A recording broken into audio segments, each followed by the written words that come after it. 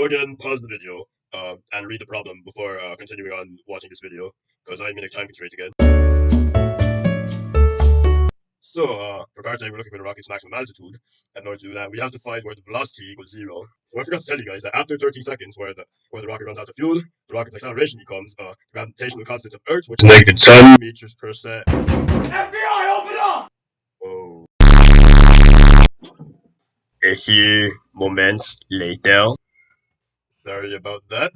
So this is my free-handed graph of velocity over time. We know from 0 to 30 the acceleration is positive, so the graph of v of t is increasing, and we know that after 30 seconds it's negative. So we know that the graph of velocity has to be decreasing from 30 to the rest of the graph. So anyways, we're looking for the area under these two curves or lines. So in order to do that, we have to integrate it by getting the integral from 0 to 30 seconds of the velocity plus the integral from 30 to t1, which is the maximum of the velocity. But then we can just basically do that with the area of a triangle, since they're just straight lines. So we have to use the area of the triangle, which is 1/2 times velocity, where t is base and v is height. Maybe 504 would like to know my location now, since I said base. So we're starting to look for the area under this curve, which is from 0 to 30, so left of where the imaginary line that I'm making right now is. So in order to do that, we need to use this equation: v final equals v initial plus acceleration times time. And in order to do that, we have to get v of 30. So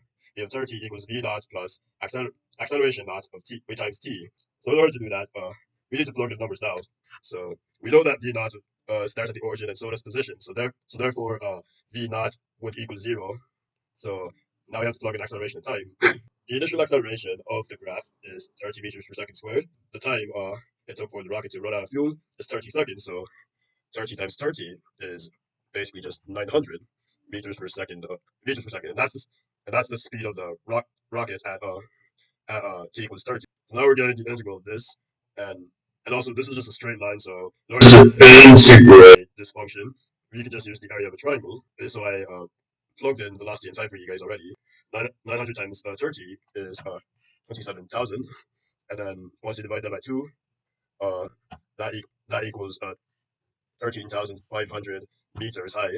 So anyways, now we're looking for this integral. We already got this integral, since it's this is the height that the rocket was at t equals 30. So that's 13,500, and now we have to get this, and then we add the two together, and that's the maximum height.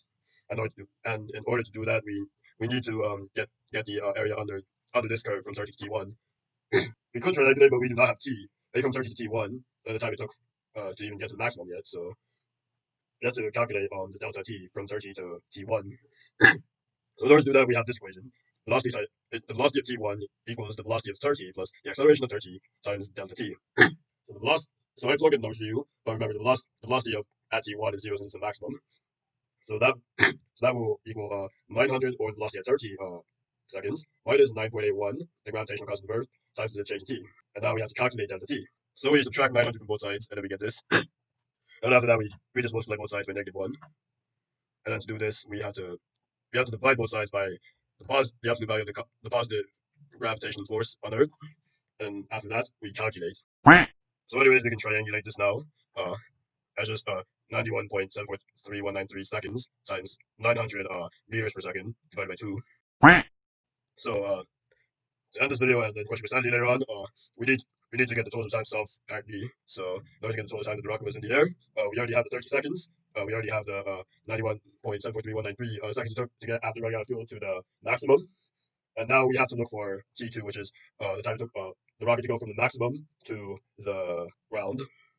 So anyways, we have to use this kinematic equation, our old friend here. So we have the position at t2 equals the position at t1 plus the velocity at t1 times time, plus the quantity of half of the acceleration at t1 times t squared. By the way, t is what we're looking for here. So I assume that all you guys know how to do algebra. So if you know how to do basic algebra, you will get that t would equal 105.69 seconds. Anyways, thank you for watching, and if you like this video, please drop a dislike. No likes, dislikes, please.